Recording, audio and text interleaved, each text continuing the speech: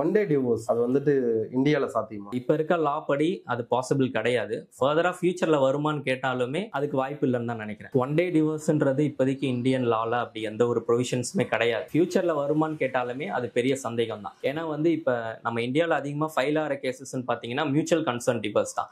Even though இந்த mutual concern divorce ரெண்டு பேருமே எனக்கு டிவோர்ஸ் வேணும் தான் சொல்லி கோர்ட் அப்ரோச் பண்ணாலுமே கூலிங் ஆஃப் பீரியட்னு ஒரு 6 month அட்ஜர்ன் பண்ணுவாங்க. அந்த 6 மாசத்துல ஏன்னா எல்லாருமே ஒரு பிரச்சனை நடக்கும். இமீடியட்டா ஹீட் ஆஃப் த மூமெண்ட்ல எனக்கு டிவோர்ஸ் வேணும்னு போய் நிப்பாங்க.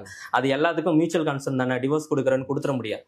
அதனால தான் இன்ட்ரோடியூஸ் பண்ணது என்னன்னா கூலிங் ஆஃப் பீரியட்னு. இந்த கூலிங் ஆஃப் பீரியட் 6 month அவங்க என்ன வேணாலும் பேசலாம், என்ன வேணாலும் இருக்கலாம். அந்த 6 monthல அவங்க மனம் மாறி ரெண்டு பேரும் சேர்ந்து வாழ விருப்பம்னு சொன்னீங்கன்னா அந்த பெட்டிஷன்ஸை வித்ரா பண்ணிக்கலாம். அப்பயும் அவங்க 6 month ஆஃப்டர் 6 monthமே அதே ஸ்டாண்ட்ல இருக்காங்க, எனக்கு டிவோர்ஸ் தான் வேணும்னும் போது தான் ஈவன் மியூச்சுவல் கன்சர்ன் டிவோர்ஸ்லயுமே அப்பதான் டிவோர்ஸ் கொடுப்பாங்க. அதுவுமே இமீடியட்டா வித்தின் மந்த் இல்ல 1 day 2 dayல அதுவே பாசிபிள் கிடையாது. மியூச்சுவல் கன்சர்ன் டிவோர்ஸ்ல இன்னொரு கிரைட்டீரியா என்னன்னா அவங்க மேரேஜ் ஆகி 1 year கம்ப்ளீட் ஆயிருக்கணும். சில மந்த்ஸ்லயே நான் மியூச்சுவலா பிரிய போறேன்னு போட்டீங்கன்னா அந்த பெட்டிஷன்ஸ் அக்செப்ட் பண்ணிக்க மாட்டாங்க கோர்ட்ல.